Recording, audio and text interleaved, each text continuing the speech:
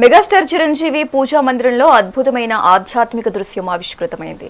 హనుమాన్ జయంతి సందర్భంగా చిరంజీవి తన ఎలవేల్పు ఆంజనేయ స్వామి విగ్రహాన్ని సూర్యకిరణాలు సప్తవర్ణాలుగా తాకుతున్న వీడియోను సోషల్ మీడియాలో పంచుకున్నారు. ప్రతి ఏటా డిసెంబర్, జనవరి మాసాల్లో ప్రకృతి సిద్ధంగా జరిగే ఈ అద్భుతాన్ని తన పూర్వజన్మ సుకృతంగా ఆయన అభివర్ణించారు. సాక్షాత్తు సూర్య భగవానుడే తన శిష్యుడైన హనుమంతుడిని అభిషేకిస్తున్నట్లుగా ఉన్న ఈ దృశ్యం చూసి మెగాభిమానులు, నెటిజన్లు భక్తి పార్వస్యంలో మునిగిపోతున్నారు.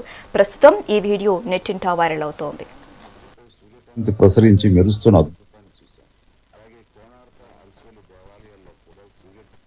హనుమత్ జయంతి సందర్భంగా మా పూజా మందిరంలో జరుగుతున్న ఒక విశేషాన్ని మీతో పంచుకోవాలని ఈ వీడియో చేస్తున్నాం.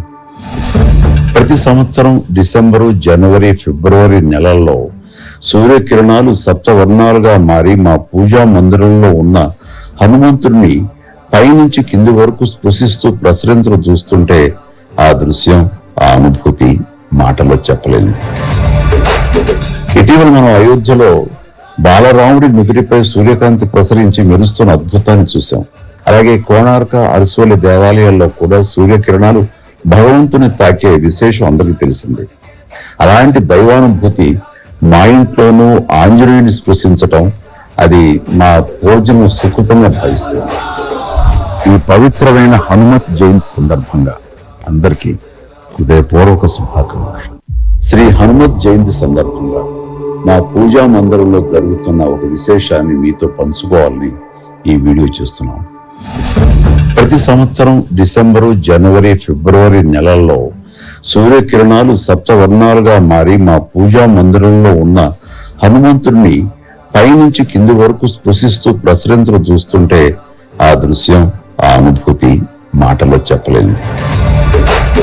ఇటీవల మనం అయోధ్యలో బాలరాముడి నుదుటిపై సూర్యకాంతి ప్రసరించి మెరుస్తున్న అద్భుతాన్ని చూశాం.